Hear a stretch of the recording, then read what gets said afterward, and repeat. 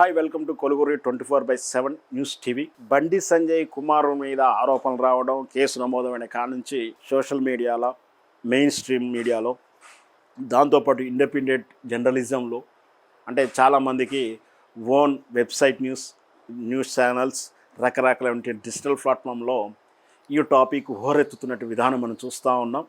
అయితే బండి సంజయ్ కుమార్ మీద వచ్చినటువంటి ప్రధాన కేసుతో పాటు ఇప్పుడు రెండు కేసుల గురించి, రెండు వ్యవహారాల గురించి కూడా చర్చ జరుగుతుంది యావత్తు సోషల్ మీడియాలో, జర్నలిజం వర్గాలలో.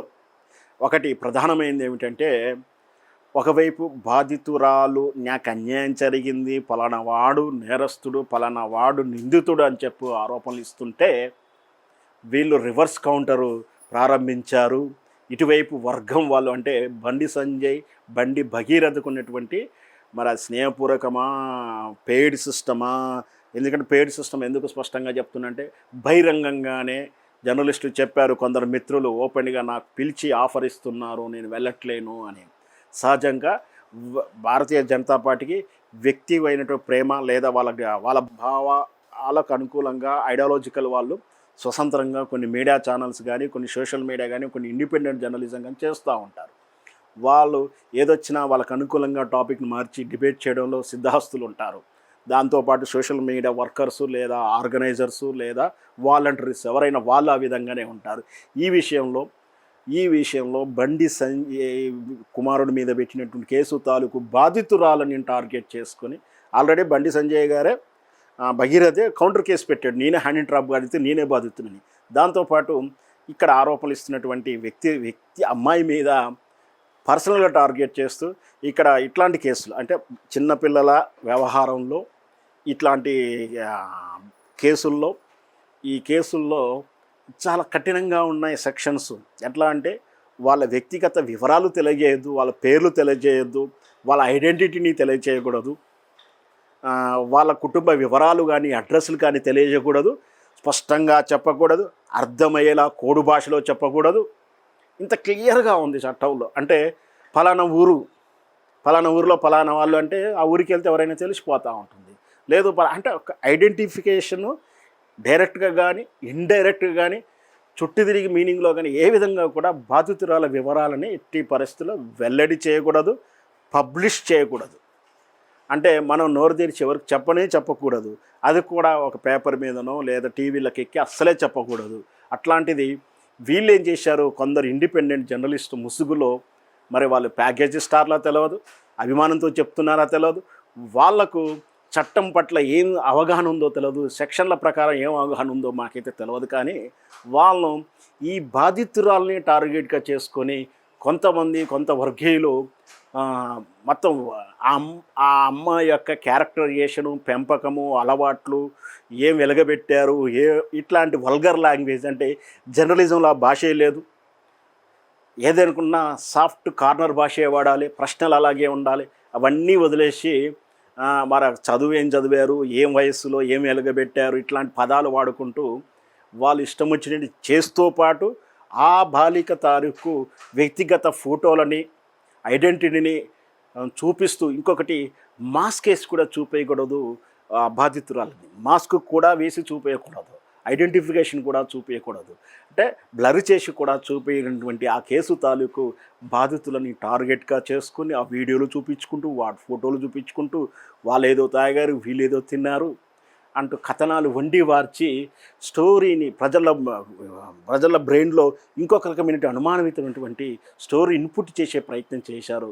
కానీ ఈ పోక్సో చట్టం వల్ల ఇంత స్పష్టంగా ఉన్నప్పుడు ఔత్సాహికమైన ఒక అడ్వకేట్ కేసు వేయడంతో అంటే బాధితురాలు వివరాలు పబ్లిష్ చేసిన వాళ్ళు, బాధితురాలు ఆత్మగౌరవాన్ని దెబ్బతీసిన వాళ్ళు, అట్లాంటి కథనాలు వండి వార్చినటువంటి వాళ్ళందరి మీద కేసు అయింది.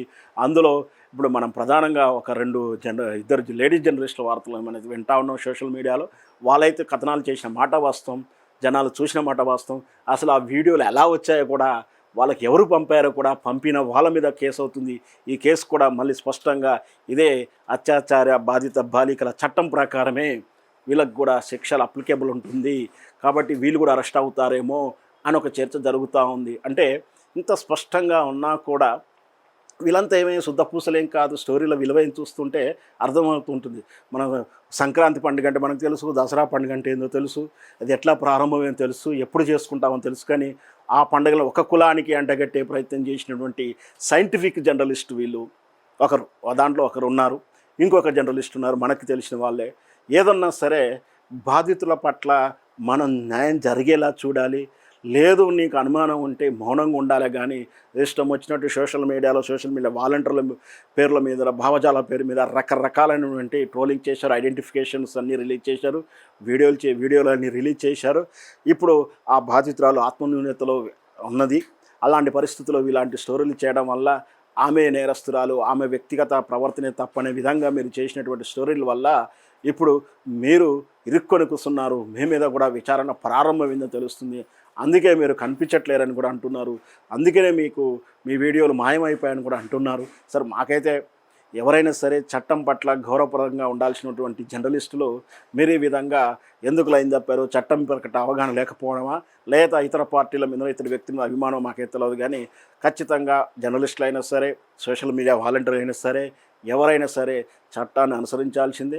ఇట్లాంటి విషయంలో వ్యక్తిగత హననం చేయడం కానీ, లేదంటే వ్యక్తిగత వివరాలు తెలియజేసేలా ఎలాంటి స్టోరీలు చేసినా వాళ్ళందరి మీద కేసు అవుతుంది.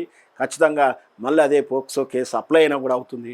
ఇంకొకటి, మన చర్చలో ఇంతకుముందు చెప్పినట్టు రెండవ కేసు కూడా ప్రధానంగా ముందుకొచ్చింది. అదేమిటంటే బండి సంజయ్ గారు ప్రొటెక్షన్ తెచ్చుకున్నారు. ఆయన పేరుతో కానీ, ఆయన మీద కానీ వ్యతిరేక కథనాలు చేయొద్దు, నన్ను దుర్వినియోగం చేయొద్దు, నా పరువు నష్టం చేయొద్దు అనేది కేసు ప్రయత్నం చేశారని, దానికి గ్యాంగ్ ఆర్డర్ తెచ్చే ప్రయత్నం చేశారని. కానీ ఆర్డర్ రాలేదని కొద్దిసేపు, ఆర్డర్ వచ్చిందని కొద్దిసేపు చర్చ అయితే జరుగుతుంది.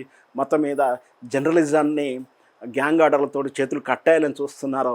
ఎవరు వ్యతిరేకంగా కథనాలు చేయరు, ఎవరు మాట్లాడకూడదంటే ఊరుకోదు. నేరం జరిగినప్పుడు నేరం తాలూకు లక్షణాలు కానీ, నేరం తాలూకు ప్రమేయం ఉన్నటువంటి అంశాలను వెలుగులో తీయడం జర్నలిస్టు యొక్క విధి బాధ్యత. కాబట్టి ఖచ్చితంగా తీసుకొస్తారు.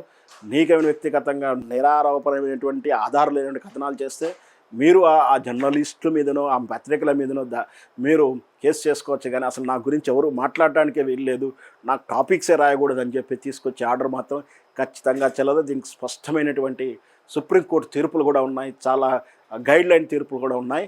ఖచ్చితంగా మా జర్నలిస్టులు అందరం కూడా దాన్ని కౌంటర్ చేయడానికి కూడా సిద్ధంగా ఉన్నాం. ఏం జరిగినా కూడా ఒకవేళ నిజంగా తప్పు చేసిన జర్నలిస్ట్ అరెస్ట్ కావాలి, మీరు గ్యాంగ్ ఆర్డర్ తెస్తే అది నిలబడదు. ఖచ్చితంగా మేము నిజాల వైపు మాట్లాడతాం, బాధితుల వైపు మాట్లాడతాం. ప్రయత్నం వేచి చూద్దాం ఈ రెండు విషయాల్లో ఏం జరగబోతుంది. Hi friends, thank you for watching this video. ఈ వీడియో కనుక మీకు నచ్చినట్లయితే దయచేసి లైక్ చేయండి, షేర్ చేయండి. ముఖ్యంగా మా ఛానల్ 24/7 న్యూస్ టీవీని సబ్స్క్రైబ్ చేసుకోండి. ఆ తర్వాత మీ విలువైన అభిప్రాయాల్ని, మార్పులు, చేర్పులు, కావాల్సిన వీడియో ఏమన్నా ఉంటే మన వీడియో కింద కామెంట్ సెక్షన్లో కామెంట్ రూపంలో తెలియజేయండి. నమస్కారం, సాయిదంచిక మాట్లాడుతున్నాను. ప్లీజ్ సబ్స్క్రైబ్, షేర్, లైక్ చేయండి 24/7 టీవీ ఛానల్. హాయ్ నమస్తే, నేను మీ Sonia Akula. Please subscribe to 24/7 news TV. Hi అండి, అందరికీ నమస్తే. నేను Mankota Prasad. Please do subscribe 24/7 news TV. Political, entertainment and infotainment updates కోసం like, share, subscribe 24/7 news TV.